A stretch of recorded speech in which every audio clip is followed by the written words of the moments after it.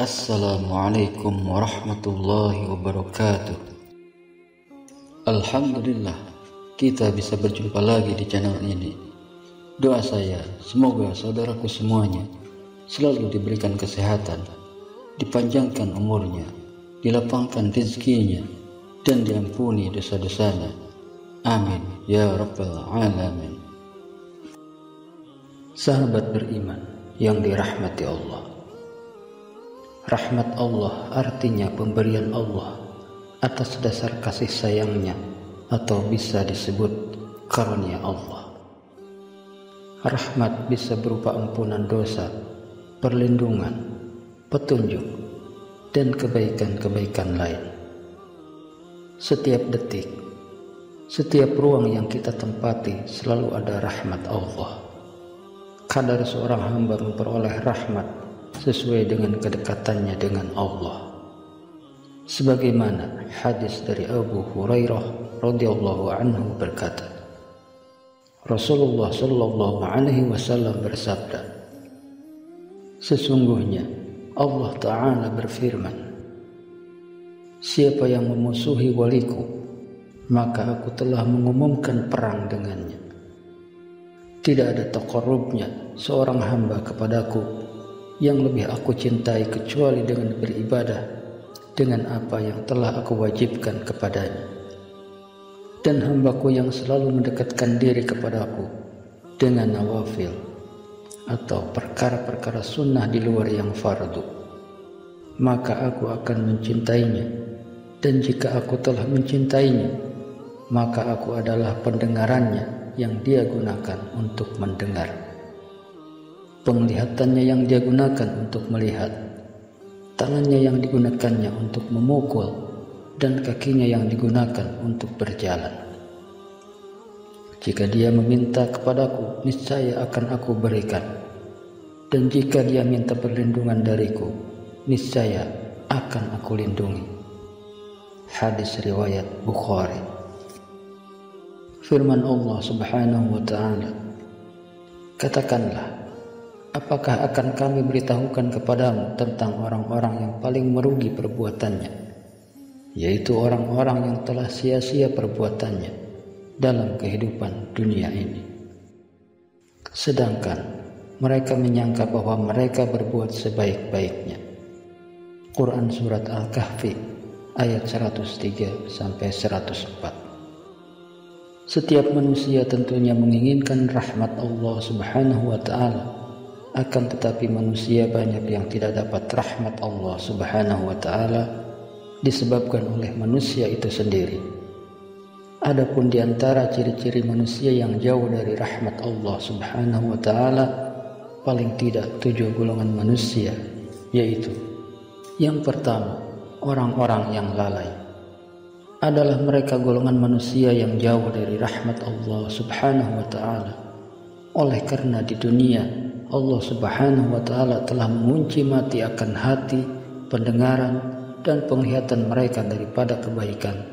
Dan kemuliaan lagi apabila Allah Subhanahu wa ta'ala memberi atas diri-diri mereka masa untuk bertaubat.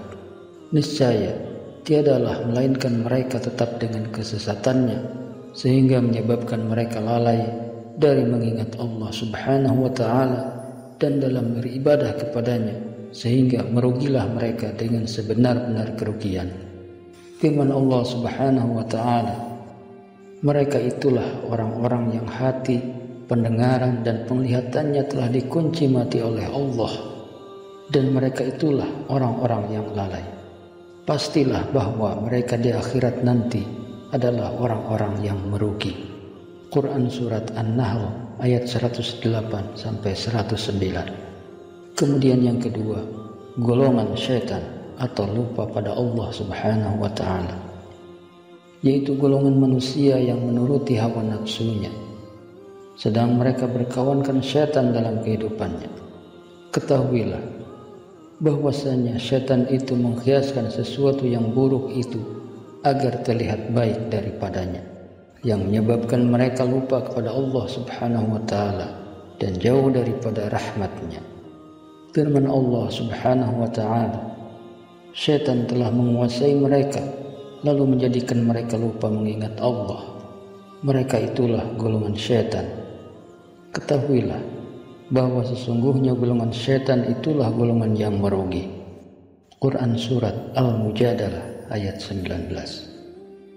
Kemudian golongan yang ketiga, yaitu berburuk sangka kepada Allah Subhanahu wa ta'ala.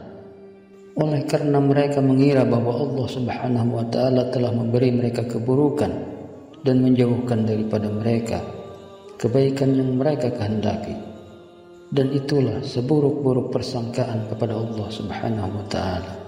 Maka ketahuilah bahwa sesungguhnya Allah Subhanahu wa ta'ala senantiasa memberi kebaikan kepada sekalian manusia, bahkan kepada manusia yang tiada menyembahnya sekalipun atau kafir jika kamu memikirkan.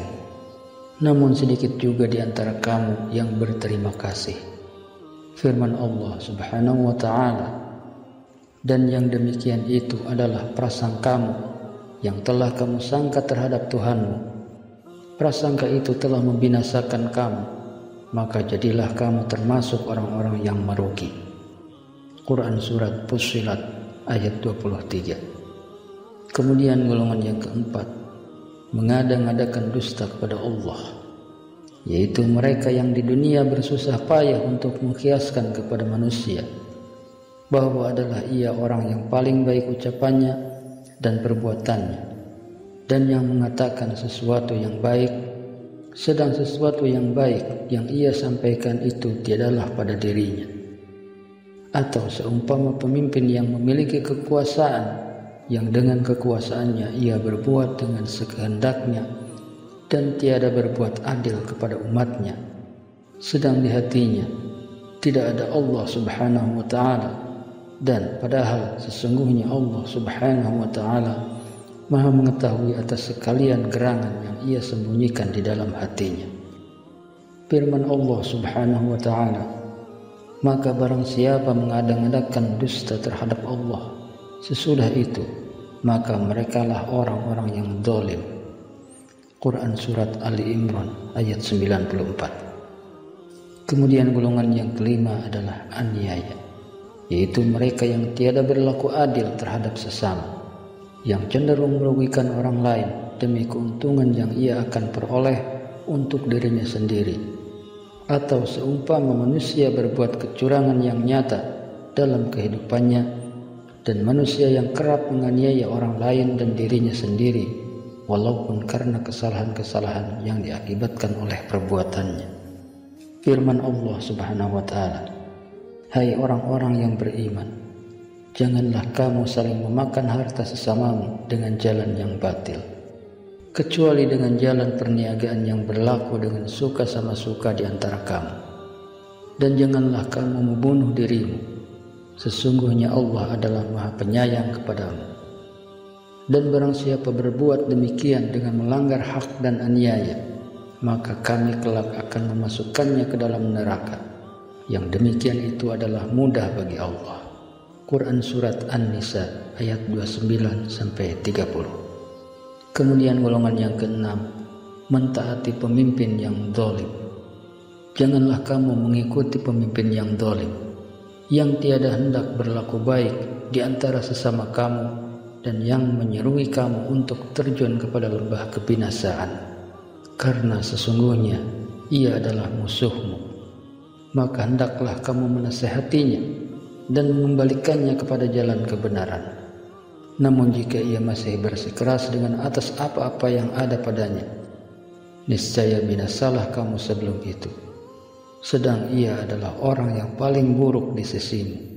Firman Allah Subhanahu wa ta'ala, dan sesungguhnya jika kamu sekalian mentaati manusia yang seperti kamu, niscaya bila demikian kamu benar-benar menjadi orang-orang yang merugi. Quran Surat Al-Mu'minun ayat 34. Kemudian golongan yang ketujuh adalah percaya pada kebatilan dan ingkar kepada Allah Subhanahu wa ta'ala.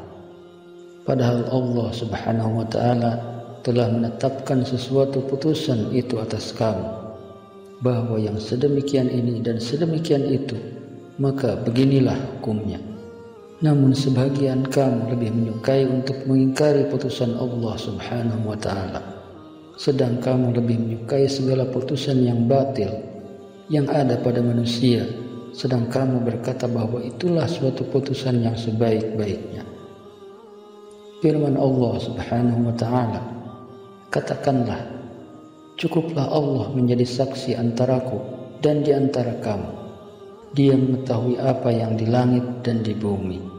Dan orang-orang yang percaya kepada yang batil dan ingkar kepada Allah, mereka itulah orang-orang yang merugi. Quran Surat Al-Ankabut ayat 52. Sahabat beriman yang dirahmati Allah, akibat daripada mereka yang senantiasa jauh daripada rahmat Allah Subhanahu wa ta'ala, niscaya adalah mereka termasuk pada golongan orang-orang ahli neraka yang telah kehilangan diri dan keluarga mereka pada hari kiamat, oleh karena mereka telah berlaku zalim sesama mereka, sehingga mereka beroleh siksa lagi azab yang kekal dan selama-lamanya. Demikian yang bisa saya bagikan. Semoga bermanfaat untuk kita semua. Amin ya rabbal alamin. Wallahu a'lam bishawab. Wassalamualaikum warahmatullahi wabarakatuh.